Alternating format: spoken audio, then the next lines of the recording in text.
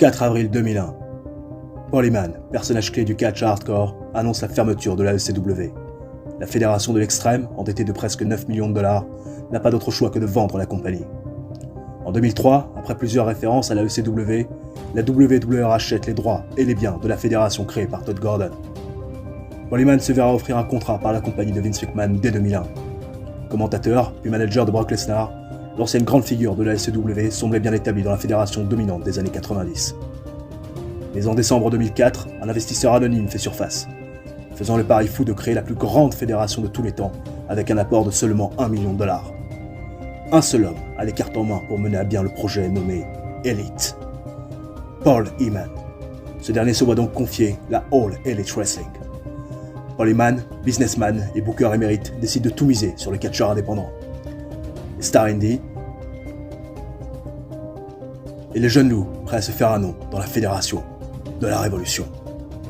La All Elite Wrestling est née.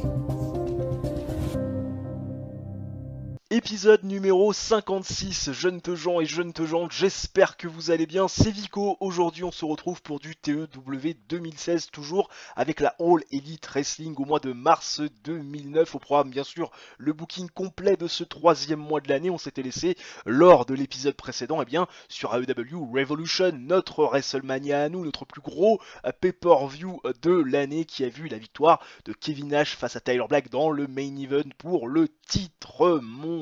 Kevin Nash qui a battu clean Tyler Black, son ancien partenaire, coéquipier du Dark Angel. Il faut savoir aussi que Rebecca Knox est devenue championne et qui a pris donc le titre à Minella Perez dans un TLC match. Aussi Kota Ibushi qui est venu faire l'upset face à Minoru Suzuki. Ça s'est un petit peu moins bien passé que prévu, seulement un 45 de rating. Bref, pas mal de choses qu'on va faire évoluer durant ce mois de mars, mais avant de rentrer dans le vif du sujet, une chose très importante à vous annoncer. Il faut savoir que Dynamite est repassé en show TV. Pourquoi c'est repassé en show TV et pourquoi ce n'est plus en event? Tout simplement parce que j'ai réussi à négocier un petit deal sympathique avec la WB qui nous diffuse en big dans toutes les régions des États-Unis et également au Canada, et donc forcément pour amener encore un peu plus de popularité à notre fédération sur le long terme, c'est à mon sens le meilleur choix. Seulement dans la mesure où les shows TV sont beaucoup moins prisés par les fans justement pour acheter des tickets dans les gradins, forcément on va perdre de l'argent, vous l'imaginez, j'imagine, moi en tout cas de mon point de vue, qu'on risque d'avoir une perte peut-être de 150 000 $ d'ici à la fin de ce mois, mais je suis persuadé que ça sera bénéfique sur le long terme pour acquérir de la popularité. Ceci étant dit, on va partir tout de suite dans les backstage d'AEW Rampage, premier du nom, où il y a un nouveau champion, Ted DiBiase Jr., avec bien sûr la complaisance de son père, le $1 million man, président bien sûr du côté de Rampage, et d'ailleurs le président, que dit-il? Incident impliquant Austin Aries. Qu'est-ce qui s'est passé? La cour des catcheurs, bien sûr, amené à la cour des catcheurs, accusé d'avoir oublié de payer sa note au bar. Le juge, Ted DiBiase Senior, l'a rendu coupable et sa sentence c'est de payer un coup à boire après tout le show. Effectivement, t'aurais mieux fait de payer ta note, ça serait revenu moins cher. Il améliore son comportement, brave garçon. Incident impliquant Terry Funk et James Keenan. Ça, on sait bien évidemment que c'est des tips. Il a passé des tips en psychologie à son protégé James Keenan. Très bien. Pareil pour John Moxley, j'imagine.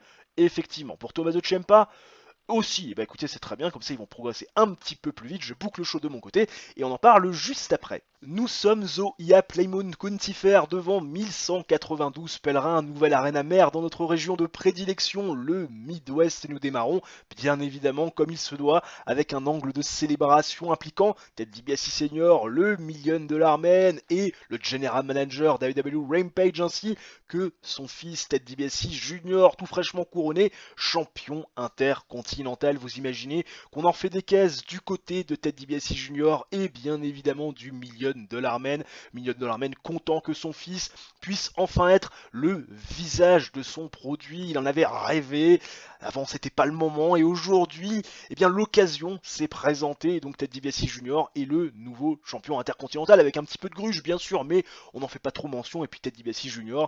qui va interpeller bien évidemment Cody Rhodes en lui disant: ça y est, je suis le visage de Rampage, toi qui t'étais simplement de passage. J'ai battu Claudio Castagnoli, j'ai battu Bobby Roode, des mecs qui ont été champions intercontinental, et bref, son topo c'est qu'il est le plus grand champion intercontinental de toute l'histoire. Bref, les chevilles, tout va bien pour Ted DiBiase Jr. Et ce soir, d'ailleurs, il va être en action, donner la chance à un petit gars du Midwest, et bien tout simplement le défier pour le titre, pour quelque part briller à côté de lui. Bah ouais, parce que Ted DiBiase Jr., il est dans le don de lui. Ted DiBiase Senior a fait un super bon boulot, ce qui n'a pas été le cas de son fils. Le couleur commentary qui a donné un boost au segment, et ça permet tranquillement bien, de démarrer ce show de bonne qualité. On continue avec ce match entre JT Dunn et Ted DiBiase Jr. JT Dunn qui est donc l'heureux élu, celui qui va pouvoir brailler devant et à côté de Ted DiBiase Jr. Match avec du 200 catch, pas forcément beaucoup de hits parce que JT Dunn c'est pas le garçon le plus populaire du monde non plus. Victoire bien sûr de Ted DiBiase Jr. Complètement clean, on donne une victoire assez marquante, assez impactante dans l'idée, 10 minutes 46 de combat. Victoire via pinfall avec le Dream Street, défense numéro 1 de son championnat intercontinental avec des performances de 54 pour Ted DiBiase Jr. C'est en progrès, c'est quand même à noter. À l'issue de ce match, Rebecca Knox va interpeller Ted DiBiase Senior qui est en train de célébrer avec son fils Ted DiBiase Jr. puisque Rebecca Knox, elle est surprise que Ted DiBiase Jr., avec la façon dont il a gagné son match de championnat, eh bien lors du dernier pay-per-view, et un angle de célébration, et pas Rebecca Knox. Rebecca Knox, double championne, qui a conservé sa ceinture du main event face à AJ en battant cette dernière complètement clean, et en battant, sans aucune contestation possible, Melina Perez dans un match qui clairement sur le papier la désavantageait. Donc Rebecca Knox, elle ne comprend pas finalement qu'on ne lui donne pas plus d'importance que cela. Et Ted DiBiase Senior, qui a vu également qu'elle était arrivée avec la ceinture de championne du monde, lui demande où va sa loyauté. Est-ce qu'elle est toujours du côté de Rampage ou si elle est toujours du côté de Dynamite, où elle semble avoir pris de plus en plus d'importance. Et Rebecca Knox répond qu'aujourd'hui elle a dépassé complètement le stade de Rampage, ce qui forcément, vous l'imaginez, ne plaît pas du tout à Ted DiBiase Senior, et ça aura, vous l'imaginez, des conséquences un petit peu plus tard dans notre partie 64 donc de rating, et la storyline Becky Two Belts bien sûr avance avec ce segment et gagne de la hit, même si Rebecca Knox n'a pas été extraordinaire au micro, tout au contraire de Ted DiBiase Senior. Et nous faisons un 63 de rating plutôt intéressant. Le beau profil du Great Sasuke, que bien évidemment vous avez vu plus en plus à l'œuvre sur le côté de la carrière de Sturi. Il a fait quelques petites piges du côté de sa ECW qu'il a repris à partir de l'année 1995, série j'imagine que vous consommez comme moi quand les épisodes arrivent. Kevin Nash a été contrôlé en possession de stéroïdes illégales. C'est bien, bravo monsieur Kevin Nash, tout va bien, on est content, je ne sais pas quelles conséquences ça aura. Incident impliquant Kevin Nash. Des stéroïdes illégales, la nuit dernière, je dois traiter de l'incident. J'ai envie de lui mettre un fine. Oh merde. Oh merde. Oh merde. J'ai pas pris la bonne décision. J'ai mis un fine. Et là, ça va me coûter de la popularité. Oh putain de merde. Ah, c'est pas le bon plan. Bon, je voulais être sympa avec Kevin Nash, et là, ça va être compliqué. Ça va être extrêmement compliqué. Bon, bah tout va bien. Bon, et bah il aura pas fallu attendre longtemps pour voir le premier fail de la vidéo, parce qu'au-delà d'avoir maltraité l'incident impliquant Kevin Nash, qui a été en possession de stéroïdes interdits, je lui ai mis une fine, j'ai voulu être sympa, pas le virer parce que c'est mon champion, histoire de pas me mettre dans la merde. Il va y avoir des retombées, vous l'imaginez, sur cette décision. On va prendre un peu de hit, peut-être que les gradins seront pas tout à fait remplis, ce qui va pas être bon pour nous de manière économique, en plus sachant qu'on a fait passer Dynamite en show TV et qu'on va perdre de l'argent forcément par rapport à nos tickets de sales par rapport au mois dernier. Et puis j'ai aussi failé, le jour de Dynamite ne s'est pas remis à jour automatiquement, et donc eh bien je suis obligé de le faire jeudi. Bon, ça va, plus peur que de mal. Techniquement, je devrais arriver à faire un show à peu près correct parce que j'ai quand même du monde, même si Bryan Danielson n'est pas là, que le contrat de Chris Benoit n'a pas encore débuté, que Colt Cabana et le Generico de Gemstorm travaillent d'autre part aujourd'hui. Mais c'est pas très grave, on va arriver quand même à faire quelque chose d'assez intéressant. Incident impliquant Kota Ibushi. Qu'est-ce qu'il a fait ce con là? apparemment, il a organisé et gagné un tournoi de jeux vidéo. Et bah écoutez, très bien, c'est super. Kota Ibushi, magnifique, je suis très content. Kota Ibushi qu'il va falloir qu'on arrive à crédibiliser parce que putain, c'est pas gagné. ND Jameston Civic Center, 5744 pèlerins présents dans les gradins, dans cette arena du Midwest. Et oui, je vous l'avais dit en tout début de vidéo, je vous l'ai pas caché, on allait faire beaucoup moins d'influence dans les gradins que précédemment, puisque oui, Dynamite est passé de Event à Show TV. Forcément, dans l'idée, c'est un petit peu moins important, donc on s'arrache un petit peu moins les tickets, et bien évidemment qu'on va perdre de l'argent ce mois-ci, mais ça me paraît viable, ce nouveau deal avec la WB, puisqu'on va être diffusé beaucoup plus largement, et sur le long terme, on gagnera beaucoup plus de popularité. J'ai décidé de vraiment mettre l'accent sur nos champions, que ce soit par équipe ou du monde, avec Kevin Nash et Claudio Castagnoli, ainsi que Bobby Roode, les gentlemen, cette clique-là, qui ouvre le show avec un gros 82 de rating. Kevin Nash qui se félicite de la victoire de Claudio Castagnoli et de Bobby Roode, et puis aussi de sa propre victoire face à Tyler Black. Il a remis l'église au milieu du village, il a battu clean Tyler Black sans aucune contestation possible, lui qui avait été un petit peu chahuté parce qu'on pense que ses victoires étaient un peu cheap face à Steve Austin et bien sûr à Shawn Michaels. Là, aucune contestation possible, il est intouchable, et d'ailleurs Kevin Nash est même intouchable, même en dehors de la fédération. Il peut se balader avec des stupéfiants interdits, les consommer, se faire arrêter avec, et puis finalement est toujours là, apparaître quelques jours plus tard parce que c'est Kevin Nash, parce que c'est le draw de la fédération et parce qu'il est intouchable. Forcément, vous imaginez que le public mais il fallait un petit peu mettre ça aussi, hein, quelque part, dans l'équation pour amener encore un peu plus de hit au programme. Et puis, Kevin Nash va faire tout un speech en essayant quelque part aussi de faire du mind games avec Tyler Black, en lui disant: mon petit pote, t'as jamais été aussi important, jamais autant mis aux valeurs, et t'as jamais eu autant de réussite qu'avec moi.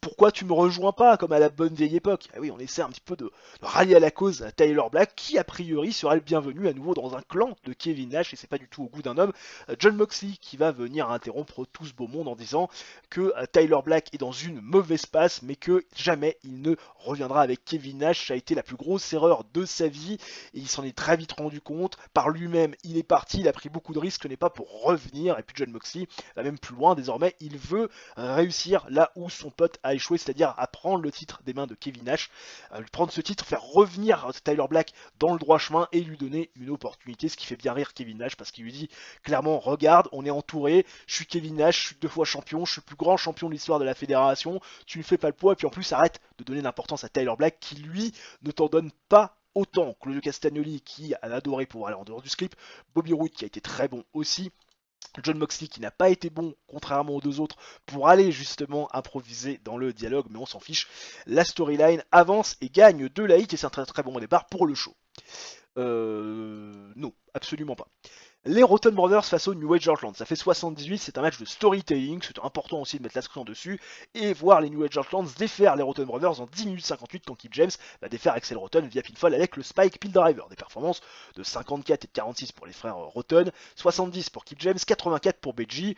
Ça commence à être un petit peu plus intéressant. À l'issue de ce match, ils vont se faire chambrer par Claudio Castagnoli et Bobby Roode. Pourquoi? Parce que les Gentlemen vont se foutre de leur gueule, comme quoi ils les ont battus à clean, fair and square du côté de Revolution 5, et qu'ils sont encore surpris quelque part que ces deux-là se remettent en selle dès le début. Enfin, je veux dire, ils sont pas démotivés, ils ont pas vu qu'il y avait à un moment donné un écart de niveau entre eux et les nouveaux champions. Non, ils sont toujours là, ils s'accrochent à leur branche.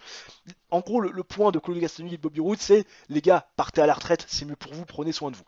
Et Beji et Kip James, ils sont, on le rappelle, double champion par équipe, ils ont un pédigré, un passif, ils rappellent leurs accomplissements, leur palmarès. Ils rappellent également leur pédigré en leur disant qu'ils sont capables de leur botter le cul. Est-ce que cette histoire, Claudio Castagnoli, Bobby Roode, les Gentlemen face au New Age Outland, Beji et Kip James est terminée? Eh bien écoutez, ces réponses dans les prochaines semaines. Mais en tout cas, Claudio Castagnoli a bien improvisé, Bobby Roode en revanche pas du tout, et Kip James a été excellent, vous l'imaginez. Et puis la storyline, Gentlemen, ça avance sans gagner de hit. Don Callis et Minoru Suzuki qui vont se plaindre à Paul Heyman par rapport à ce qui s'est passé du côté de Révolution. C'était pas prévu ce match face à Kota Ibushi, Minoru Suzuki qui n'était pas prêt, Minoru Suzuki qui se plaint du fait de ne pas avoir pu préparer son match face à Kota Ibushi, et Paul Heyman est justement accompagné de Kota Ibushi, et Kota Ibushi a dit à Paul Heyman, en tout cas c'est ce qu'on comprend dans cette promo, Paul Heyman se fait l'avocat apparemment de Kota Ibushi, et bien que ce dernier avait envie de battre clean Minoru Suzuki, avait envie de lui offrir un rematch, prouver sa valeur et prouver qu'il est capable de battre une légende comme Minoru Suzuki, parce que Kota Ibushi, mine de rien, il a beaucoup de respect pour Minoru Suzuki. Et donc ce soir, Paul Heyman annonce que Kota Ibushi fera équipe ce soir dans le main event avec Travis Hummel face à Minoru Suzuki et un partenaire de son choix. J'essaie de mettre Kota Ibushi avec Paul Heyman, de l'intégrer à une rivalité assez importante pour justement lui faire prendre un peu de popularité et que les gens, quelque part, se mettent aussi derrière Kota Ibushi, parce que pour l'instant c'est pas encore le cas. 51 de rating, c'était assez pauvre dans l'idée. Kota Ibushi qui n'a pas du tout paru bon. Don Callis qui a été pas très bon non plus. Seul Paul Heyman a paru excellent dans le segment, et Minoru Suzuki lui aussi. On menace, le garçon il est plutôt pas mal. Et la storyline TNT Worldwide avance malheureusement, perd de late. Angel Williams qui fait face à Rebecca Knox, 51 de rating, match pauvre sur le papier. Rebecca Knox défait Angel Williams, 6 minutes 55 de combat. Quand Angel Williams donc est défaite par Rebecca Knox via KO. Bref, pas grand chose à dire sur le match. 51 de rating, performance de 26 pour Angel Williams, 54 pour Rebecca Knox. C'était un match plutôt correct sur le papier. À l'issue de ce match, Melina Perez va venir confronter Rebecca Knox et va lui rappeler que elle a un match de championnat, un rematch dans sa clause, et que Rebecca Knox ferait bien d'être un petit peu plus humble parce qu'on la sent quand même, notamment du côté de Rampage, quelque part dans un mood où elle se sent en surconfiance, et va peut-être falloir que cette dernière fasse attention à ses arrières, parce que avec ses déclarations, elle s'est faite beaucoup d'ennemis. Melina Perez qui a adoré aller en dehors du script. Rebecca Knox en revanche c'était pas terrible. La storyline, Becky Two Bells malgré tout avance et gagne de la hit. Le main event, qu'en sera-t-il? Le main event, ça fait un 62. C'est très compliqué. C'est très compliqué avec des performances de 35 pour Buff Bagwell, 57 pour Minoru Suzuki, 66 pour Travis Hummel. Kota Ibushi est à 37. C'est une horreur. C'est une putain d'horreur ce match. Match décent sur le papier. Kota Ibushi, Travis Hummel défont Minoru Suzuki et Buff Bagwell en 13 minutes 17 quand Kota Ibushi défait Buff Bagwell via pinfall. Victoire donc de Kota Ibushi qui prend un peu de momentum, mais 62 de rating, ça casse pas trois pattes à un canard, et je pense qu'on va pas faire du tout un bon show. On fait 70, ça reste un show correct, mais c'est pas non plus extraordinaire. Je suis très déçu du main event, je m'attendais tellement à mieux. Alors est-ce qu'il aurait fallu peut-être faire un six-man tag, essayer de ramener les challengers des championnats par équipe face aux champions par équipe et Minoru Suzuki? Je ne sais pas, j'ai tenté avec Travis Hummel, ancien champion TNT, ça n'a pas fonctionné. J'espère que on va redresser la barre assez rapidement, parce que là c'était clairement pas un bon main event. C'est le genre de fin de show qui ne me plaît pas du tout, alors qu'on a le beau profil de Takao, catcheur canadien, bien sûr, pourquoi pas. Al Snow qui va peut-être s'en aller, bah pourquoi pas, hein, mon petit, vas-y, va-t'en, y a pas de souci. Katsushika Okada qui s'est localisé, Buff Bagwell qui se dit que voilà, à un moment donné le momentum va peut-être falloir leur travailler, TV rating de 2.13, Minoru Suzuki qui pense que Kota Ibushi ne connecte pas avec les fans, il va falloir lui apprendre à travailler, et Buff Bagwell apparemment ne sait pas vendre les coups selon Betty James. Donc c'est sympa. Ils sont sympas les mecs entre eux. Qu'est-ce qu'on a fait exactement là? 2.13. Est-ce que on avait fait... oula, oui, on perd un petit peu. Hein, 2.67. 2.88, on a fait 2 167 000. Et là, on fait 1 599 000 sur notre show à la WB. Bon, autant vous dire que c'était pas extraordinaire. J'espère qu'on arrivera à redresser la barre. Mais c'est vrai que ce n'est pas un bon premier show sur la WB. Et je vous avoue humblement que ça me fait un peu tiquer. On se retrouve dans les backstage d'AEW Rampage, puisque oui, pas de nouvelles croustillantes sur la dernière semaine écoulée, et vous le voyez, il y a des incidents, ça clignote rouge malgré nos 100% de backstage rating, incident impliquant Ted DiBiase Jr. et Kevin Nash. Alors là, oula. Ted DiBiase Jr., oh là là, il a cassé la gueule à Kevin Nash. Il a provoqué Kevin Nash, il a porté le premier coup, et il a commencé à avoir une bagarre entre les deux. Qu'est-ce que fait Kevin Nash du côté de Rampage? J'aimerais déjà savoir, c'est quoi ce début d'épisode complètement con? Stern Warning, voilà, clairement, tu ne feras pas mon champion. Ted DiBiase Jr. a apprécié, on va dire, ma décision, il améliore son comportement. Voilà, et Ted DiBiase Senior est aussi très content. Et Kevin Nash est very happy, il pense que c'est tout soft.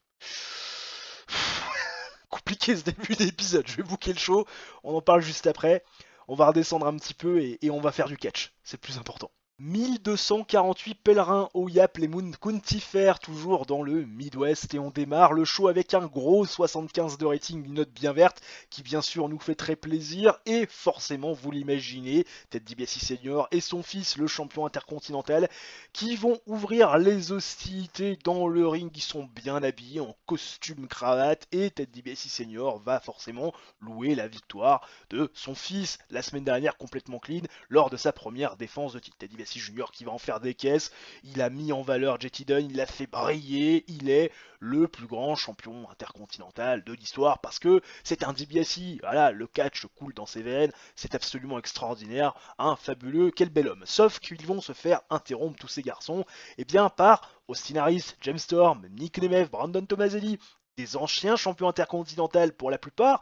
James Storm qui a eu une opportunité, puis Austin Harris qui a été un peu screwed, on va pas se le cacher, ces dernières semaines, ces derniers mois autour du titre intercontinental, et tout ce beau monde eh bien, est frustré de ce qui s'est passé la semaine dernière, à savoir que JT Dunn, qui ne méritait pas forcément son opportunité au titre, ait eu comme cela un match de championnat et que Ted DiBiase Jr. ait tourné un petit peu en ridicule ce championnat que tous ces garçons ont essayé de rendre crédible. Donc forcément, eh bien, ils veulent leur opportunité, mais Ted DiBiase Jr. s'oppose à un multi-man match. Il ne veut pas avoir cette opportunité, enfin donner cette opportunité de multi-man match à des garçons qui lui font extrêmement peur. Donc Ted DiBiase Senior prend la décision ce soir dans le main event de donner eh bien, une opportunité à Austin Harris, James Storm, Nick Nemeth et Brandon Tomaselli dans un match qui quelque part permettra de décerner un nouvel aspirant numéro 1. Ted DiBiase Senior a allé aimer en dehors du script, Austin Harris n'a pas été très bon pour faire ça, James Storm a été très bon, Nick Nemeth pour une fois s'est pas raté dans l'improvisation avec le dialogue, et Brandon Tomaselli lui aussi au micro capable de faire de très belles choses. Et la storyline de Moneyman avance sans gagner de hit. Lacey qui fait face à Taya Madison, match terrible sur le papier, ça fait 42, c'est pourri cette note, 26 de performance in ring pour Taya Madison, 44 pour Lacey qui relève un peu le niveau, match terrible dans l'idée, Lacey, ancienne championne TBS, défait Taya Madison en 6 minutes 48 via TKO. Et enfin le main event qui fait un 69 de rating bien solide.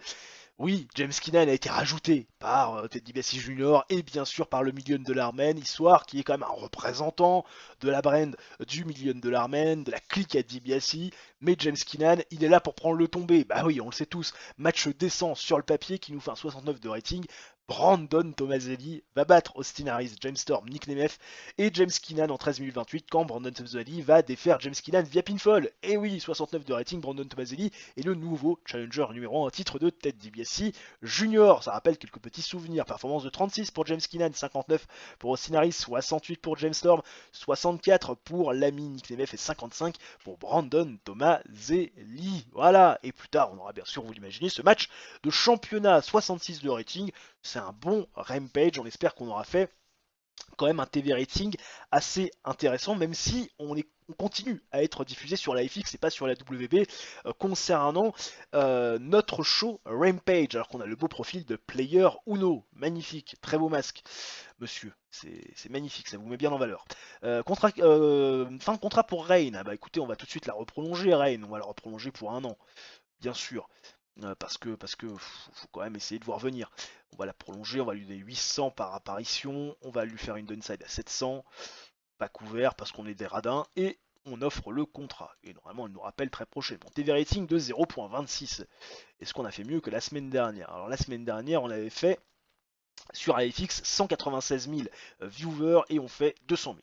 On fait 4000 viewers de mieux, ce qui est quand même assez intéressant. Mais ce qui va être surtout intéressant, c'est de faire un Dynamite de qualité, parce que 70 de rating, ça m'a un peu fait tiquer, on va pas se le cacher.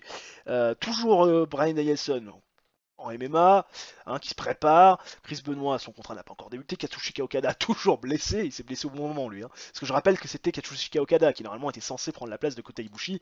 Ça n'aurait pas été la même. Incident impliquant Beji James, c'était DiBiase Senior. Beji James, amené à la cour des catcheurs, accusé d'avoir ennuyé tout le monde avec son attitude un peu arrogante. Bon, le juge Ted DiBiase Senior l'a rendu coupable et sa sentence c'est de garder le silence. Voilà, le reste de la nuit et en plus de payer à boire pour tout le monde après le show. Mickie James qui améliore son comportement, rien ne résulte de ce résultat, rien ne résulte de cet incident.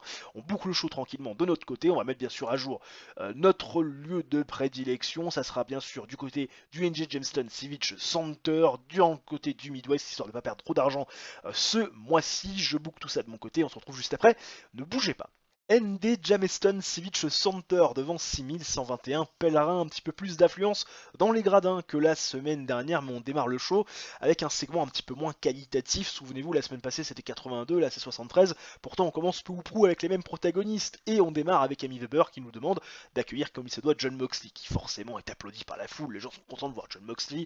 Ah là là, super babyface, ancien champion par équipe. Et Jon Moxley, la semaine dernière, il s'est positionné au titre de Kevin Nash. Bah oui, il veut prendre ce titre mondial des mains de Kevin Nash, réussir là où son meilleur ami a échoué, refaire revenir dans le droit chemin Tyler Black en lui redonnant une opportunité au titre dans un environnement un petit peu moins hostile, un peu plus convivial, où la pression serait un petit peu moins importante. Et Amy Weber, forcément, elle veut les explications de Jon Moxley quant à ce nouvel objectif, parce que Jon Moxley, c'est vrai, ces dernières semaines, on l'a vu, on va pas se le cacher, dans l'ombre de Tyler Black. Tyler Black était beaucoup plus mis en avant, Jon Moxley avait moins d'ambition, et surtout, on a l'impression que Jon Moxley fait plus ça pour Tyler Black que pour lui-même, alors que finalement, Tyler Black ne lui donne pas forcément beaucoup d'importance. Et tout ça va être coupé par Kevin Nash, par Claudio Castagnoli, par Bobby Roode. Kevin Nash qui lui dit: ah, tu t'es positionné, t'as envie d'aller chercher ce titre pour ton meilleur ami, lui offrir une opportunité, mais la réalité c'est que tu vas falloir que tu me prouves que tu peux avoir une opportunité pour ce titre, parce que pour l'instant tu mérites pas vraiment, t'as pas vraiment de fait d'armes, d'accomplissement ces dernières semaines. Et il va se faire chambrer Claudio Castagnoli, Jon Moxley pardon, par Claudio Castagnoli et Bobby Roode, parce que bah, forcément il y a la supériorité numérique. Et Jon Moxley dans les faits, tu sens qu'il a envie de casser la gueule à Claudio Castagnoli et Bobby Roode, et quelque part il le dit, pourquoi pas faire comme avec Shawn Michaels il y a quelques semaines, hein, aller d'abord décimer les sbires de Kevin Nash avant de s'attaquer au champion. Voilà. Et sauf que pour faire ça, bah, Jon Moxley, il va lui falloir un partenaire. 73 de rating. Le Castagnoli n'a pas été très bon pour aller en dehors du script. Bobby Roode a été très bon, lui en revanche. Jon Moxley a apprécié pouvoir travailler la foule, être libre de ses paroles. Et la storyline, les gentlemen avancent, mais perd un petit peu de hit. Ah. Kota Ibushi face à Buff Bagwell. Match avec du catch un petit peu moyen, un petit peu de hit. Kota Ibushi défait Buff Bagwell comme la semaine dernière, mais cette fois-ci dans un match singles competition. Le titre n'était pas en jeu, 9 minutes 09 de combat. Victoire donc de Kota Ibushi. Il faut savoir que Buff Bagwell a fait la gueule, mais bon, avec un 35, tu ferais mieux d'essayer de faire des performances plus intéressantes plutôt que de te plaindre. Kota Ibushi, ça commence à ressembler à quelque chose, 42 de rating, et ça nous fait un 45 décent, mais sans plus. Après le match, Paul Heyman va tout simplement rejoindre Kota Ibushi dans le ring. On essaie encore une fois d'associer Kota Ibushi à Paul Heyman, histoire quand même que voilà, Kota Ibushi prenne un peu de popularité. Et Paul Heyman nous annonce que Kota Ibushi va remettre sa ceinture en jeu face à Minoru Suzuki dans 2 semaines. Voilà. Tommaso Ciampa arrive, Tommaso Ciampa il est impressionné par Kota Ibushi qui a fait l'upset, ah là là, qui a battu celui qui semblait imprenable, l'ami Minoru Suzuki la semaine prochaine. Même s'il sait qu'il ne mérite pas une opportunité pour le titre, il veut affronter Kota Ibushi pour quelque part un petit peu savoir ce que ça fait d'avoir Kota Ibushi dans un ring, et voir quelque part la différence et ce qui a pu faire la différence par rapport à sa victoire face à l'ami Minoru Suzuki. Kota Ibushi, vous l'imaginez, accepte le challenge de Tommaso Ciampa. Tommaso Ciampa qui a été très bon pour aller en script. Voilà, la storyline avance tranquillement. Bref, Kota Ibushi par contre en revanche, il est totalement paumé dans l'histoire. Rebecca Knox face à Melina Perez. Match décent sur le papier. Rebecca Knox va défaire Melina Perez en 11 minutes 24 via stoppage, parce qu'il faut savoir que c'était un match un petit peu arrangé, enfin arrangé, pas arrangé, mais tout du moins où il y avait un peu plus de liberté. On pouvait prendre des objets. L'ami Melina Perez s'est fait casser la gueule, taper avec des candlesticks, avec des chaises, et elle a fini par ne plus pouvoir continuer le combat parce que elle semblait blessée. Alors c'est une kayfabe injury, mais ça permet quelque part de permettre à Rebecca Knox de la mettre encore en situation de domination et de ne pas discréditer Melina Perez, qui aura une opportunité, vous l'imaginez, un petit peu plus tard. Rebecca Knox fait donc sa première défense du titre mondial de la fédération. Performance 52 pour Rebecca Knox, 53 pour Melina Perez. La storyline avance, on gagne de la hit, enfin non, on gagne pas de hit, mais c'est pas grave, c'est bien quand même. Jon Moxley et Tyler Black, ça fait un énorme 82 de rating, et Jon Moxley va aller voir Tyler Black en lui disant: je me suis positionné pour le titre mondial de de Kevin Nash. Je sais que tu avais envie de remporter cette ceinture, que tu es passé à côté. Je compte bien aller chercher cette ceinture et derrière te donner une opportunité. Mais pour ça, j'ai besoin de toi parce que je veux et je vais devoir affronter les Gentlemen. Et Tyler Black n'est pas du tout réceptif. Tyler Black en fait se fiche complètement de la nouvelle ambition de John Moxley. Il réagit vraiment de manière très personnelle, de manière très égoïste. Et en fait, le point de Tyler Black, c'est je ne t'accompagnerai pas, je ne te viendrai pas en aide. Et ce qui va beaucoup agacer John Moxley, parce que son partenaire et son ami lui tournent le dos une fois encore, et peut-être une fois de trop. John Moxley qui n'a pas été très bon pour aller en industrie, tout comme Tyler Black, mais ça fait quand même un 82, donc c'est bien quand même. Bien quand même. Non, absolument pas. Et enfin le main event, qui fait un 76 de rating. Bon, un peu moyen, je m'attendais peut-être à mieux, à passer les 80, mais bon, encore une fois, au niveau de la stamina, bah, ils sont peut-être un petit peu un petit peu à court de jus, nos amis Steiner Brothers et New Age Outlands, ils commencent à être un peu vieux, pépère, mais ça fait 76 de rating, c'est quand même pas mal, et les New Age Outlands vont affronter donc les Steiner Brothers, mais vont perdre face aux Steiner Brothers dans un match avec du grand catch et une bonne hit, parce que les Steiner Brothers, par le biais de Scott, après 15 minutes 12 de combat, va défaire Becky James via pinfall avec le Steiner Razor après la distraction de Bobby Roode. Il faut savoir que Claudio Castagnoli a distrait Kip James également et que ça a permis de donner la victoire aux Steiner Brothers. Performance de 46 pour Rick Steiner, 83 pour Scott, 70 pour Kip James et 87 pour Becky. Ça permet bien évidemment, vous l'imaginez, à la storyline des Gentlemen d'avancer sans gagner de hit et les Steiner Brothers qui ont pris une victoire, vous l'imaginez, assez importante pour la suite des opérations. On fait un 72 de rating qui est plus correct que celui de la semaine dernière, mais ça casse quand même pas trois pattes. Un canard. Le beau profil de Shawn Michaels, le Hardbread Kid qu'on a bien eu, bien sûr, à la fin du mois de décembre, au début du mois de janvier, avec une petite storyline qui tournait autour du titre de Kevin Nash. C'était assez intéressant, un truc assez sympa. Les Sylvain Riche qui se relocalisent, Buff Bagwell qui se plaint. 2.18 de TV rating, ah là là, magnifique. Qu'est-ce que ça donne par rapport au Dynamite de la semaine dernière? Elle a fait 2.13, 1 599 000. Là, on fait 2.18, 1 637 000. Ça reste correct. Contrat de négociation avec Austin Harris, oui, parce que je suis quand même en contrat de négociation avec Austin Harris, histoire de garder un petit peu mes éléments dans la compagnie. Puis je suis aussi en contrat de négociation avec Rain, contract negotiation que j'ai proposé il y a quelques jours. J'espère qu'elle va me répondre incessamment sous peu. Tiens, Rebecca Knox qui me demande une augmentation de sa casque, notre désormais double championne féminine. Elle est payée apparemment 3200 $ par mois puisqu'elle est en contrat signé moins que les 5750 qu'elle vaut. Et bah écoute, on va lui donner 75%. Elle est heureuse de cette action. L'amie Rebecca Knox, on est également en contract negotiation avec Jazz. Et peut-être que cette demande de contract negotiation est dû aussi au fait qu'on soit à Saint-Patrick. Eh oui, l'Irlande qui était en fête, ça y est, elle en a profité, l'ami Rebecca Knox. Bon, pourquoi pas, hein, comme quoi il y a des trucs assez curieux dans le jeu, des petits clins d'œil sympas de temps en temps. Allez, direction les backstage de WWE Rampage. Nous sommes à 100% toujours, ainsi impliquant Becky James, il est pas là, voilà, hein, c'est un petit fine, voilà, il est content lui aussi, tout va bien, c'est magnifique. Incident impliquant Buff Bagwell, hein, a priori, il a pris beaucoup de hits pardon, dans les backstage, dans les temps un petit peu trop personnels. En tant que son employeur, je dois bien sûr dealer avec la situation, ça va être slap over race, rien ne résulte de ça. Et puis incident impliquant Chris Benoit et Colt Cabana, Chris Benoit qui, je rappelle, est arrivé dans la compagnie, ça y est, Chris Benoit, magnifique. Et Chris Benoit, il a créé une atmosphère fun. A priori, il s'est foutu de la gueule de Colt Cabana et tout le monde a rigolé de bon cœur, notamment le principal intéressé. Je vais mettre à jour, bien sûr, le broadcaster, on va aussi choisir l'arène, je fais ça de mon côté, je boucle le show et on en parle juste après.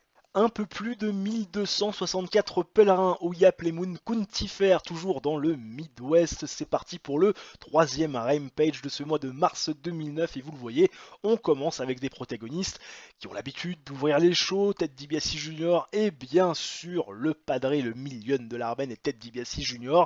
qui va féliciter avec pas mal de dédain Brandon Tomaselli en parlant de lui comme étant un gentil garçon, quelqu'un qui a fait le café au moment où AEW Rampage avait besoin de prendre de l'importance, ancien champion, mais Voilà, il va faire face à Ted DiBiase Jr., au plus grand champion intercontinental de l'histoire, qui va avoir un règne extrêmement long, peut-être même éternel, suivant ses dires. Et Ted DiBiase Jr. ce soir, eh bien, va confronter Brandon Tomaselli à un match par équipe. Brandon Tomaselli va se ramener, toujours très poli, toujours très courtois, mais avec un peu plus d'assurance. Brandon Tomaselli qui rappelle à Ted DiBiase Jr. comment il a remporté son championnat, dans la manière un peu cheap avec laquelle il a pu aller chercher cette ceinture. Et Brandon Tomaselli va se faire un plaisir d'aller reprendre cette ceinture et redonner de la crédibilité et surtout du prestige à ce championnat intercontinental qui en manque cruellement depuis la perte du titre de Nick Nemeth. Parce que pour lui, le rythme de Cody Rhodes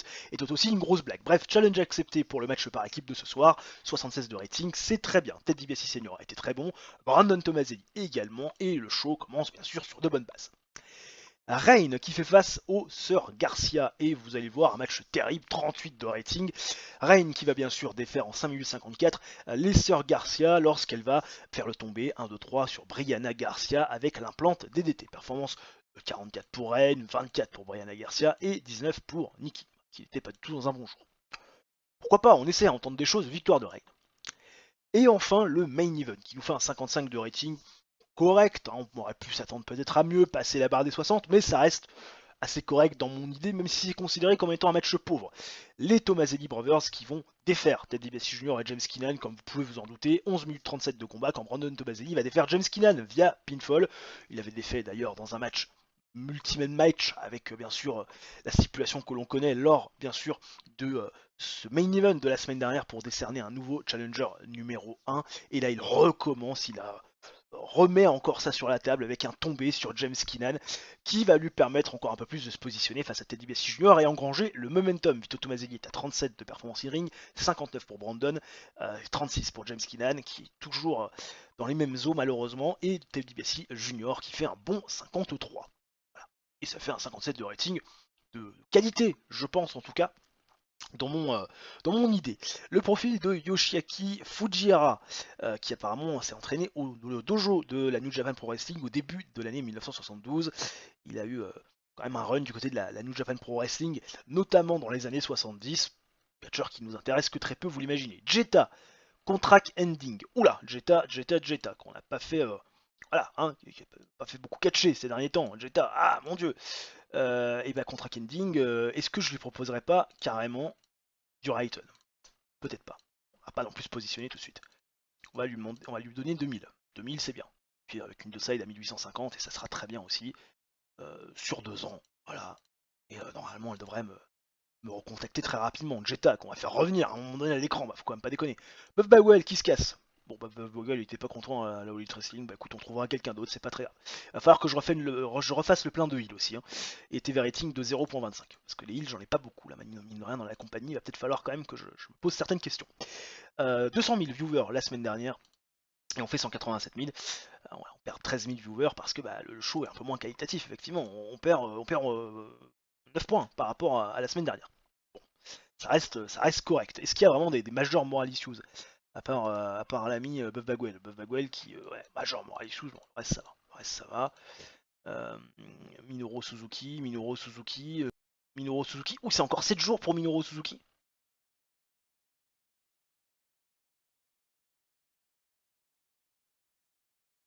Est-ce que je peux le reprolonger, Minoru Suzuki? Il veut... Eh ben non, il veut pas. Il veut pas. Bon, eh ben écoute. C'est con ça. C'est con. Bon bah c'est pas grave. Je verrai bien ce que je vais faire avec Minoru Suzuki. Pour l'instant, bon, de toute façon on n'a pas le choix. Il veut pas prolonger. Peut-être qu'on le reprendra après, plus tard, un jour. Incident avec Beji James. Problème là. Incident avec Beji James, ça va être la drogue ça. Des soft drogue. Oh, il est chiant, il a amené secrètement de la drogue dans les vestiaires. Compliqué.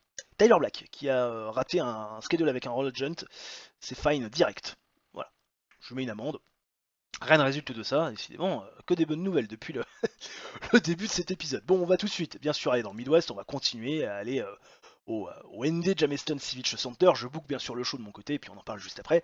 Ne bougez pas. Nous sommes au ND Jameston Ceviche Center 5899 pèlerins présents dans les gradins, un peu moins que la semaine dernière, mais un peu plus que la semaine d'avant. On est à nouveau présent dans cette même arène pour la troisième fois d'affilée et nous démarrons les hostilités avec un gros 86 de rating qui implique les protagonistes que l'on connaît lors des segments d'ouverture et Jon Moxley le premier à arriver dans le ring et nous apprend que ce soir dans le main event il n'y aura pas de partenaire pour faire face à Claudio Castagnoli et Bobby Roode malgré tout, parce que c'est quelqu'un de combatif, parce que c'est quelqu'un qui ne recule pas devant un défi, va quand même se présenter ce soir dans le main event et fera face à Claudio Castagnoli et Bobby Roode dans un match handicap. Forcément Kevin Nash, Claudio Castagnoli et Bobby Roode, ils arrivent pour se payer la tronche d'un Jon Moxley qui semble avoir aucun soutien dans les backstage, pas même celui de son ex-meilleur ami Tyler Black pour ne pas le nommer, et Kevin Nash va continuer d'ailleurs à faire du mind game avec Tyler Black, le dire là, ne reste pas caché, reviens dans la lumière, reviens avec moi, avec Claudio Castagnoli, avec Bobby Roode, avec les gentlemen, on est mis en valeur, on a une exposition, on est important, et puis surtout on est dominant. Jon Moxley ce soir, forcément vous imaginez qu'il aura encore plus à cœur, après les paroles de Kevin Nash, de mettre les points sur les i, de prendre une victoire, même si dans un match handicap face au champion par équipe, ça semble extrêmement compromis. Jon Moxley qui a fait un très bon travail pour interagir avec la foule, Kevin Nash qui a été incroyable, Claudio Castagnoli qui s'est très bien débrouillé tout comme Bobby Roode, et la storyline avance, gagne de la hit, que demande le peuple. Paul Heyman, Kota Ibushi qui sont présents dans le ring. Kota Ibushi a fait son entrée, il attend Tommaso Ciampa pour son affrontement face à un ancien challenger pour le titre TNT qui voulait l'affronter, qui veut de la baston, même s'il n'est pas méritant pour un match de championnat, au moins confronter celui qui a battu Minoru Suzuki. Tommaso Ciampa fait son entrée et il va se faire casser la gueule par Minoru Suzuki à coups de chaise. Don Callis va prendre le micro et va annoncer que Minoru Suzuki ne veut pas attendre la semaine prochaine. Et surtout qu'il peut pas en fait attendre la semaine prochaine puisque eh bien mardi prochain il va se barrer, mais ça les gens ne le savent pas et bien sûr on ne le dit pas. Et Minoru Suzuki donc du coup il veut son match de championnat aujourd'hui, il ne veut pas attendre. 62 de rating, performance de Don Callis plutôt intéressante et la storyline avance, gagne de la hit, tout va bien. Le match nous fait un 61 de rating de bonne facture par rapport aux 45 qu'on avait fait du côté de Révolution, match décent sur le papier, victoire sans surprise de Kota Ibushi qui va battre Minoru Suzuki en 11 minutes 39 via pinfall. Kota Ibushi qui a donc fait sa première défense du titre TNT, performance de 58 de Minoru Suzuki et de 43 de Kota Ibushi. 61 de rating, très bien, merci Minoru Suzuki pour ce très bon run au sein de la All Elite Wrestling et peut-être à plus tard, même si il est très fâché de perdre ce match et peut-être qu'il pourra parvenir à la fédération avant un petit moment. Mais au moins Minoru Suzuki, il aura fait le taf. Nighty Neidhart face à Melina Perez, match décent sur le papier, Melina Perez qui a dû abandonner, stopper le match à cause apparemment d'une blessure, bien sûr kayfabe, et Melina Perez va jouer de cette pseudo blessure face à Nighty Neidhart pour remporter le match avec plein de malice et de roublardise. Melina Perez qui s'impose face à Nighty Neidhart en 7 minutes 32 via pinfall et le chiropractor, performance de 56 pour Nighty Neidhart qui fait meilleure performance que Melina Perez qui fait un 53. C'est intéressant de le noter. Ensuite, Melina Perez va prendre le micro et va s'adresser à Rebecca Knox, qui va apparaître un peu plus tard dans le segment en disant que Rebecca Knox, la stipulation avec des armes, des objets un peu contendants, c'est pas vraiment ce qu'elle considère comme du catch, c'est pas pur, et Melina Perez veut affronter Rebecca Knox dans un match où quelque part les règles sont simples, sont normales, on se bat dans les règles de l'art. Elle veut ce match très rapidement pour justement ne pas laisser Rebecca Knox un peu plus longtemps avec son titre et prendre une confiance qui est démesurée parce qu'elle considère que Rebecca Knox est en surconfiance et que voilà, cet excès de confiance ne doit pas encore un peu plus prospérer. Et Rebecca Knox va arriver, bien sûr, sous les acclamations de la foule, parce que Rebecca Knox, elle est quand même populaire, même si elle est badass. Et Rebecca Knox va accepter la proposition de Melina Perez et va même aller plus loin en lui offrant un 2 out 3 falls match pour vraiment être sûr que la meilleure catcheuse remporte la compétition et se part d'or à l'issue de la rencontre qui aura lieu la semaine prochaine. Melina Perez qui a été très bonne pour aller en dehors du script, tout au contraire d'une Rebecca Knox qui est toujours aussi mauvaise au micro. Becky Two Bells, sa storyline avance, bien sûr, avec ce segment.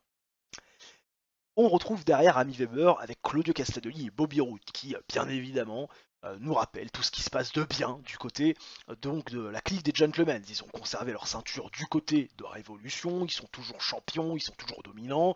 En plus, ils ont un peu corrigé les New Age Outlands, ils se sont payés la gueule les New Age Outlands, ils ont permis justement aux Steiner Brothers, qui vont apparaître un petit peu plus tard, de gagner une rencontre face à Beji et à Kip James. Ils vont affronter ce soir John Moxley dans Main Event, dans un handicap match. Enfin bon, bref, ils se frisent les moustaches les mecs, et ils vont se faire interrompre par Scott et Rick Steiner, qui, après leur victoire importante face aux New Age Outlands, anciens champions par équipe à 2 reprises, et puis surtout anciens challengers, veulent désormais leur opportunité face aux champions Claudio Castagnoli et Bobby Roode.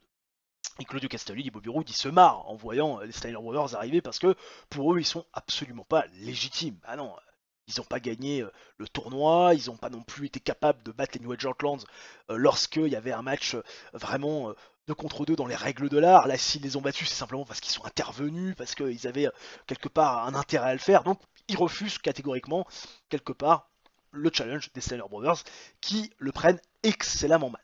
Voilà. Rick Steiner qui n'a pas été bon pour aller en dehors du script, tout au contraire d'un Scott Steiner et d'un Bobby Roode. Voilà.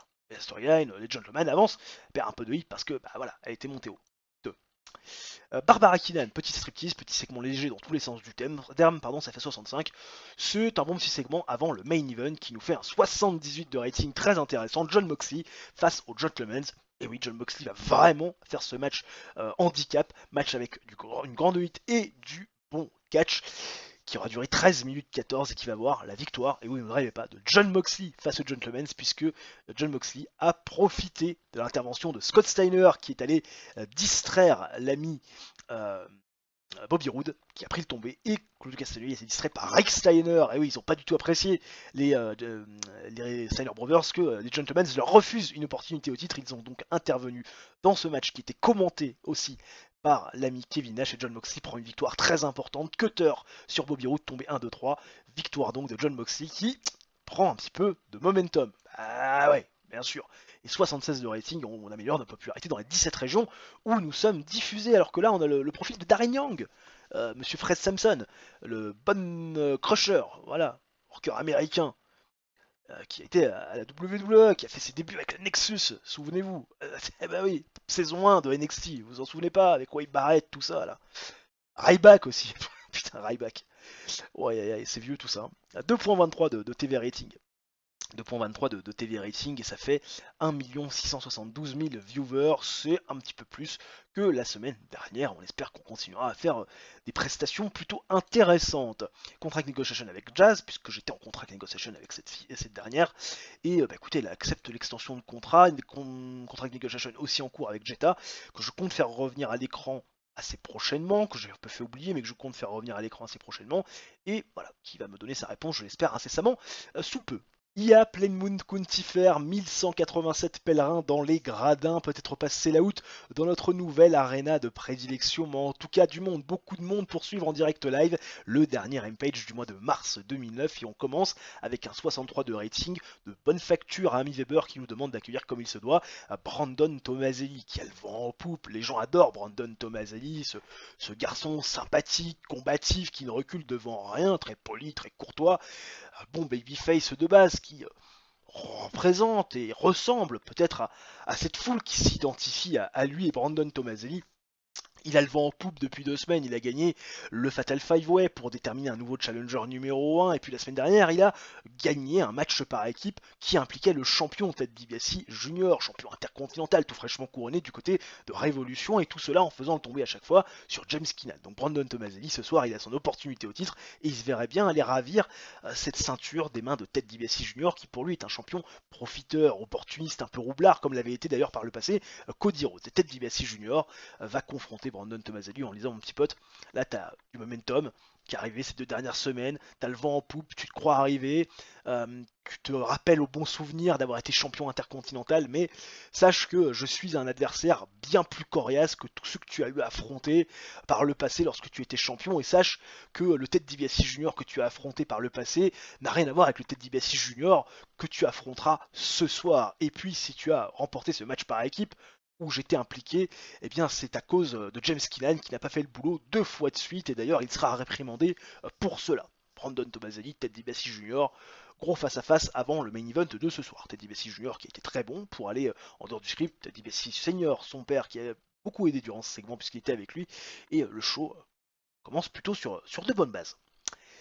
Brooke Adams face à Lacey, match terrible sur le papier. Lacey va défaire Brooke Adams, 7 minutes 01 de combat via la plante DDT, performance de 45 pour Lacey, 20 seulement pour Brooke Adams. À l'issue de ce match, ça fait un 63. Coupure publicitaire, on retrouve tout ce beau monde dans le bureau du Million Dollar Man, Lacey Van Erich, Lacey tout court d'ailleurs, ancienne championne TBS, qui va confronter Ted DiBiase Senior dans son bureau en lui demandant de prendre une décision par rapport au titre TBS. Parce que la championne TBS, Rebecca Knox, n'est jamais là, elle semble avoir beaucoup mieux à faire du côté de Dynamite, va peut-être falloir à un moment donné prendre une décision pour le bien de sa division féminine du côté du show B. Voilà, qui essaye de se montrer persuasive face à un Ted DiBiase Senior qui prend conscience de la gravité de la situation. Et enfin le main event, Ted DiBiase Jr. face à Brandon Tomaselli, match décent sur le papier, 11 minutes 11 de combat qui va se terminer via la victoire de Ted DiBiase Jr. via pinfall avec le Dream Crusher après la distraction de James Keenan, qui après avoir pris le tombé 2 semaines de suite, sera un petit peu rattrapé. Ted DiBiase Jr. fait donc sa deuxième défense du titre intercontinental, performance de 54 pour Ted DiBiase Jr. et 58 pour Brandon Tomaselli. Ted DiBiase Jr., Brandon Tomaselli, ils ont une belle chemistry, donc forcément, ça va encore un peu plus mettre en valeur leur performance in-ring. Enfin, 60 de rating, de bonne qualité, alors qu'on a le profil de Don Muraco, Magnificent Don Muraco, qui a été l'un des top wrestlers, top catchers des années 70-80. Ok, pourquoi pas, vraiment beaucoup de charisme et bon athlète dans le ring. Voilà. Pourquoi pas, je ne connais pas ce monsieur, je ne l'ai jamais vu évoluer.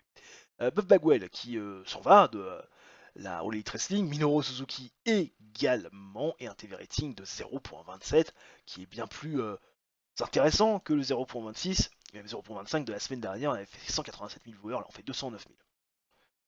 Voilà. Là on est en train de passer un step, énorme step. Alors que Ryan Mero a des mineurs moral issues, majeurs moral issues pour Kevin Nash. Heureusement que je vois ça. Oh putain, heureusement que je vois ça. Oh, je l'avais pas vu ça. On aurait pu avoir un Kevin Nash qui allait end la notice et me dire je me barre. En plus avec le titre. Ça va, on l'a vu. D'ailleurs, tu sais quoi, on va même lui redonner un billet de 5000 pour qu'il soit content là. J'ai pas envie de perdre Kevin Nash, surtout pas. Faut pas déconner. Toujours annoyed. Ah, tu lui fous de ma gueule là. C'est dur de le contenter, Kevin Nash. Pas facile, hein. Kip James. C'est de tweak la gimmick, non? Ah bah non, on peut pas. Écoute, on va lui mettre une gimmick de fun babyface, qu'est-ce que tu veux que je te dise, ou de no gimmick needed, à un moment donné, voilà, no gimmick needed, non, putain, non, c'est pas ça que je voulais faire, no gimmick needed, ça ira très bien, voilà, no gimmick needed. On s'en fout, de toute façon, Kip James, on n'en fait pas grand chose malheureusement, et on va changer ça. Allez, direction les backstage. Alors, on a le beau profil de Rich Swann, encore. C'est la musique d'entrée de Rich Swann dans la tête lorsqu'il était à la WWE, magnifique. Kip James out of injury, mais qui peut être utilisé pour des angles, et Bryan Danielson toujours pas là, et on va continuer bien sûr à faire nos shows dans le Midwest où on sera toujours au ND Jamestown. Savage Center, allez, je boucle le show de mon côté, vous connaissez le bail et on en parle juste après. Nous sommes au ND Jamestown Savage Center, dernier Dynamite du mois de mars 2009, également dernier show de la vidéo. 6500 pèlerins dans les gradins, peut-être au sell-out, on ira vérifier ça à l'issue de ce show. 74 de rating pour démarrer les hostilités, on aurait pu s'attendre peut-être un petit peu mieux, passer les 80, avec quand même la star power des divers lutteurs présents dans ce segment d'ouverture. On démarre avec Kevin Nash, Claudio Castagnoli et Bobby Roode, à la clique des gentlemen, le champion du monde et les champions par équipe, qui sont les premiers arrivés dans le ring, et on va pas se le cacher, Kevin Nash est passablement énervé de ce qui s'est passé la semaine dernière, puisque oui, Claudio Castagnoli et Bobby Roode, les champions par équipe, ces poulains ont perdu dans le main event, dans un match handicap où ils avaient la supériorité numérique. Mais au-delà de cette défaite qui énerve Kevin Nash, ce qui l'agace encore plus, c'est la manière, parce que Scott Steiner et Rick Steiner, les Steiner Brothers, sont intervenus pour coûter la victoire aux champions par équipe. Et il juge cet acte assez puéril parce que pour lui, cette intervention est due au fait que Claudio Castagnoli et Bobby Roode, de manière très juste, aient refusé l'opportunité au titre à Scott Steiner et Rick Steiner qui ne sont pas véritablement méritants. Et Kevin Nash invite Scott Steiner et Rick Steiner à ne pas se mêler de son business et ce qui finalement entoure leur histoire avec Jon Moxley et Tyler Black un petit peu sous-jacent. Sauf que Scott Steiner et Rick Steiner, bon, on le sait, c'est des fous et ils vont insulter tout le monde parce que c'est comme ça, les Steiner Brothers, c'est comme ça, et ils ont absolument pas peur de Kevin Nash et de Claudio Castagnoli et de Bobby Roode. Eux, ils veulent une opportunité, ils ne demandent pas, ils ont battu les New Age Outlaws, Claudio Castagnoli et Bobby Roode ont perdu un match handicap, ils sont pas en confiance, donc c'est le moment pour Scott Steiner et Rick Steiner. Et puis Jon Moxley, même si ça fait un peu bizarre de voir un face entouré de tous ses heels, va prendre le parti de Bobby Roode, de Scott Steiner pardon, et de Rick Steiner en disant que comme eux pardon, eh bien ils méritent un match de championnat après ce qui s'est passé la semaine dernière. Ce que Kevin Nash ne veut absolument pas entendre. Et donc Jon Moxley ce soir challenge la clique des Gentlemen dans le main event où il essaiera eh bien, de coexister avec les Steiner Brothers. 74 de rating. Le main event est acté, Kevin Nash n'a pas été bon pour aller en dehors du script, Claudio Castagnoli lui en revanche ça a été plutôt pas mal, Bobby Roode n'a pas été génial, Scott Steiner a été bon, tout comme Jon Moxley. Scott Steiner une réelle star durant ce segment, et Jon Moxley a paru bon. Attention, Jon Moxley. Oula. Oh, 19. Alors là, ça fait mal. 19 de rating. Kota Ibushi, Chris Hero. Qu'est-ce que...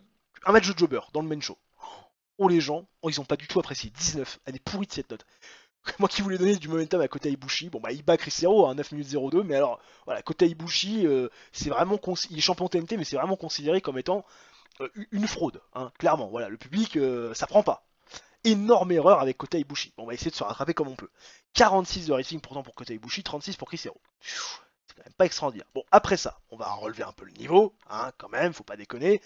Paul Heyman va annoncer que Kota Ibushi va défendre son titre dans les semaines qui arrivent, parce que Kota Ibushi, il a voilà, prouvé face à Minoru Suzuki qu'il était un champion combatif et surtout un champion capable de conserver sa ceinture. Et à la demande de Kota Ibushi, Paul Heyman va mettre en place très régulièrement des matchs de championnat TNT. Don Callis, qui on le rappelle était le manager donc de Minoru Suzuki, l'avocat de Minoru Suzuki, qui est désormais parti, Don Callis nous l'explique, il n'a pas du tout aimé son traitement à la All Elite Wrestling, annonce à Kota Ibushi que même s'il est champion, c'est pas le premier choix de Paul Heyman en tant qu'adversaire de Minoru Suzuki.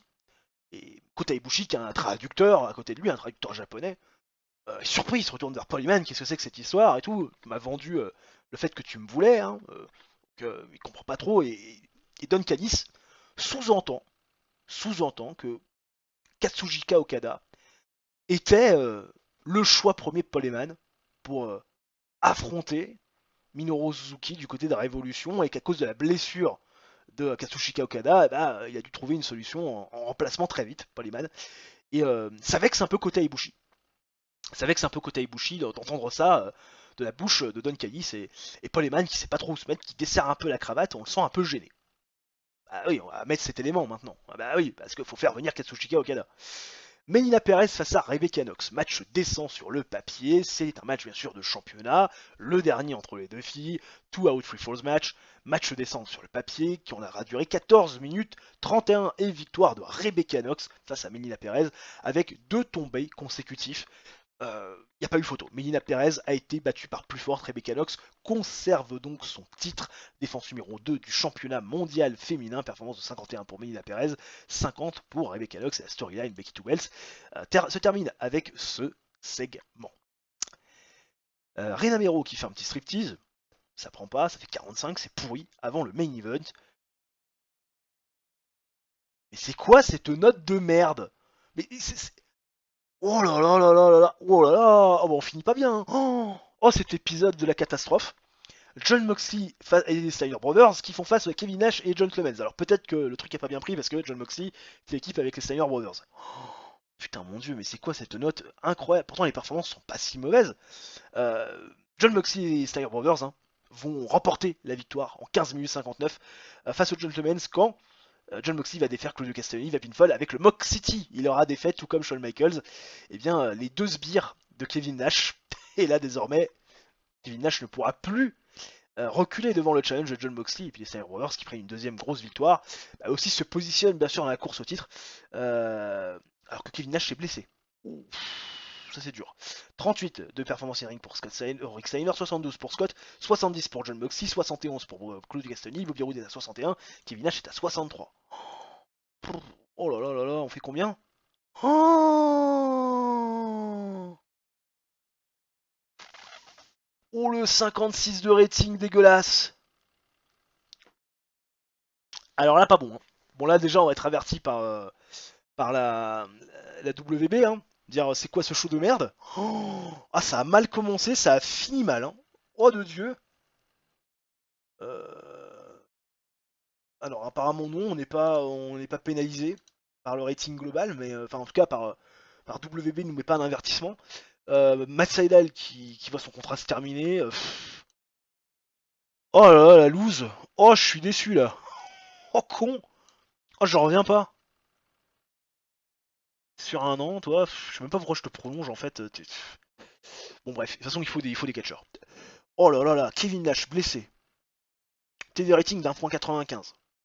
Kota Ibushi qui peut devenir un très bon worker si on se met derrière lui.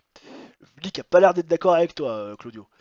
Show History, combien on fait on fait c'est là où c'est sur 1.95, 1 464 000. C'est beaucoup moins que la semaine dernière. On est en dessous des deux points de TV rating. Contract negotiation avec Chris Canyon, oui, Chris Canyon, en heal, parce que j'avais besoin de heal. Alors viens. Et la blessure de Kevin Nash, j'ai trop peur. Oh là là là là, il va être emmerdé pendant 1 an et 2 semaines avec une blessure. Il va être ralenti par une blessure pendant 1 an et 2 semaines. Alors déjà que Kevin Nash dans le ring c'est pas Jojo. Alors en plus s'il est blessé, oh là là, ah, c'est pas des bonnes nouvelles hein. Ah bah dis donc, eh bah mon con, on peut pas dire qu'on ait fait un épisode de fou. Bah écoute, on va tranquillement se retrouver au 1er avril, hein, histoire de parler un petit peu de ce mois et de faire le bilan total, ainsi que se prononcer sur la hit globale des storylines et le prestige des titres. Nous sommes le 1er avril 2009 et comme vous en doutez, chaque début de mois, il y a un peu de nouvelles. Alors des fois, il y en a pas trop, des fois, il y en a beaucoup. Là, on peut quand même se dire qu'il y en a de manière raisonnable avec Bryan Danielson qui a terminé sa tournée avec la DDT. En même temps, il n'a pas dû beaucoup tourner ces dernières semaines parce que il est en préparation du combat de MMA. Samoa Joe qui termine sa tournée avec la Noah, tout comme Kevin Steen. Et Katsushika Okada qui a reçu une offre de contrat de la Noah pour tourner parce que Katsushika Okada, si vous ne le savez pas, il est loyal à la DDT. Donc de toute façon, on ne peut pas le signer de manière exclusive. Voilà donc pour les petites nouvelles. On va partir tout de suite vers les finances, voir ce qu'il s'est passé. Et vous voyez, on a un peu perdu d'argent. Voilà, 100 000 $, ça peut arriver. Voilà, ticket de sales de 437 000 au total, beaucoup moins que les 863 000 par exemple du mois de janvier. C'est vrai qu'on fait pratiquement 2 fois moins. Hein. Et oui, hein, c'est aussi bizarre que ça puisse paraître. Bah voilà, ce passage en show TV nous fait pas mal de mal, mais je sais que sur le long terme, ça sera bénéfique. TV Revenue qui a augmenté 281 000 parce que quand même, hein, un peu mieux diffusé. Le sponsor 181 000, là aussi un petit peu mieux que le mois dernier. Marchandises qui s'est stabilisé, on est à 61 000. Le coût de worker par rapport au mois de janvier où il y a eu qu'un show, enfin que 4 shows, enfin 8 au total, puisqu'il n'y avait pas de pay-per-view, ça fait 334 000, donc on a quand même fait une petite économie. Le coût des shows a aussi baissé, c'est normal parce que les arènes sont moins grandes. Marketing c'est pareil, le coût de marchandises à peu près pareil, le coût de production un peu baissé par rapport au mois dernier, mais est équivalent au mois donc de janvier. Et puis au niveau du MISC, on a été un peu moins pris pour des cons avec 203 000 dollars qui sont partis comme ça et pas de taxes parce que forcément on n'a pas fait de positif au niveau des storylines. Alors ouais, c'est vrai que c'était un peu le gros problème du dernier show. Hein, on a fait un 56 de rating dégueulasse, pas assez de storyline intéressante, il faut savoir qu'il faut au moins 59 de hit, on est 68 pour les Gentlemen, on est à 50 seulement pour les Bodyman, et TNT Worldwide on est à 58, donc autant vous dire qu'il va falloir très vite, mais vraiment très vite, remédier à ces mauvaises hits de storyline, enfin, en tout cas qui ne sont pas suffisantes. Au niveau du prestige des titres, on est à 62 pour le titre intercontinental, on est à 55 pour le titre mondial féminin, 85 pour le titre mondial masculin, 85 pour le titre par équipe, championnat TBS est à 48 et le championnat TNT est à 65. Merci Kota Ibushi. C'est dur, hein. C'est vraiment dur. Va falloir qu'on trouve une solution. On va faire venir aussi Katsushika Okada dans l'équation. Kota Ibushi, on aura tenté, mais alors franchement, voilà, ce mois-ci, on peut pas dire qu'on n'aura pas tenté. Malheureusement, même si vous lui donnez des victoires à Kota Ibushi, ça ne fonctionne pas, en tout cas près du public. Malgré ces fails, malgré ces mauvaises nouvelles qui sont venues agrémenter le début de vidéo et la fin, j'espère que ça vous aura plu. Voilà, et on se retrouve très rapidement, bien sûr, pour un nouvel épisode de TEW ou une nouvelle vidéo de sport. Si la vidéo vous a plu, le like, l'abonnement, l'activation de la cloche, ça mange pas de pain, c'est totalement gratuit, ça aide la chaîne au référencement. Vous connaissez les bails, nous on se retrouve très prochainement pour une nouvelle vidéo. D'ici là, portez-vous bien, ciao, bye bye, et à la prochaine.